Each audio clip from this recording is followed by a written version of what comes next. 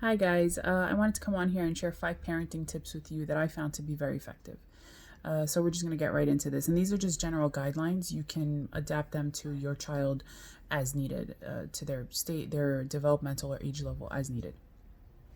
So we're going to get right into it. The first one is dealing with your own emotional and mental issues, mental health issues, if you have any. Now, and we all have emotional issues. We live life, and we all have to deal with stress and problems and things that come up. We have to deal with other people, spouses, family members, friends, bosses at work, jobs, things like that. So it's inevitable, and we all have our own stresses, and we just need to make sure that we are dealing with them in an appropriate way so that we are able to show up for our kids as they need us. It's going to be really hard if you're going through a lot of emotional baggage on your own to be able to listen to your kids' emotional stuff, and kids are all about emotions, and they have all these emotions that they're learning to manage as they grow up, and we want to be able to teach them the right way to manage them and the right way to express themselves so that they're not struggling in life. And in order to do that, we need to make sure that we're okay first. We need to make sure that we're able to manage our own problems first. Oftentimes we come from homes where we're maybe not happy with the upbringing or the parenting style that our parents took, or maybe there's trouble in the home that we couldn't really get away from as children, and we do as older. Sorry. We Now that we're older and we have our own homes and our own families, we kind of transfer some of that onto our kids. So we need to address that. We need to identify it and know that we are human beings. It's okay to have emotions and feelings. We just need to make sure that we're managing them in the right way. And this doesn't make you a bad parent if you're having these kind of these difficult feelings and these things that we're dealing with. I mean, we have to work on ourselves even in adulthood, and that's okay. That doesn't make us bad parents. That just means that we have to put in the work and be willing to put in that work. That's what makes you a good parent. Number two, I would say, is setting a routine and structure for our children. Children thrive off of structure and routine. It reduces their anxiety from moving from one activity to the next. It teaches them to know what to expect. It reduces the power struggle that you have with the child. Or that you may have with the child if there is no structure. So it's really, really important I highly encourage you to set a routine, set a structure for yourself and for your child. It gives you, the parent, as a break. If you know that your child is going to bed at 8 o'clock and you have a couple hours in the evening to kind of work on, number one, your own issues, your own emotional stuff. It really helps everybody to have a structured routine and schedule for your children. And again, you just have to set that up however it applies to your child's age level or developmental level.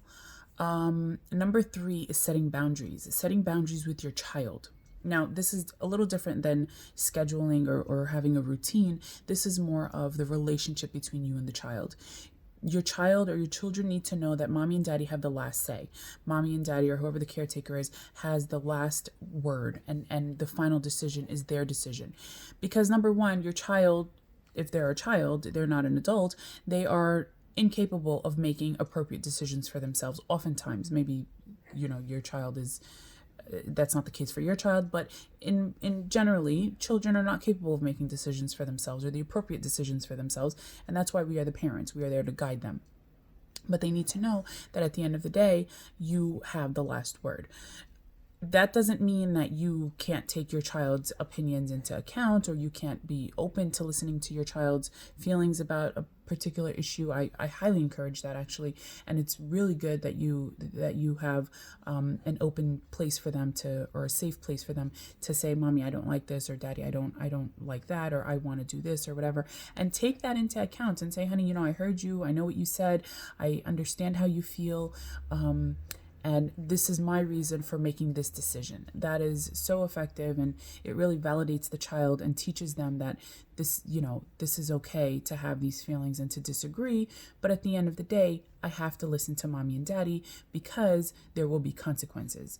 Whether or not they understand that it's good for them or not good for them, that's okay.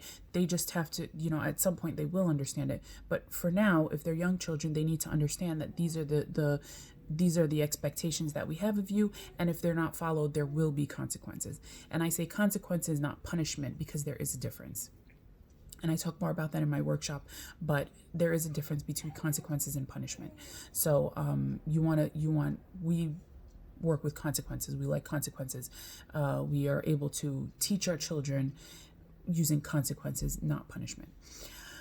So number 4, positivity, being positive and just being grateful in general. Being grateful and teaching your child and yourself, practicing gratitude and gratefulness increases your self-esteem, teaches you to be empathetic with others. It's just, there's so many benefits of gratefulness, teaching you resiliency. Being grateful is so important to our happiness and to our, just overall well-being. And when I say gratefulness, I don't mean like fake gratefulness. I mean like really, like even for the little things, just be more mindful of the things that you are,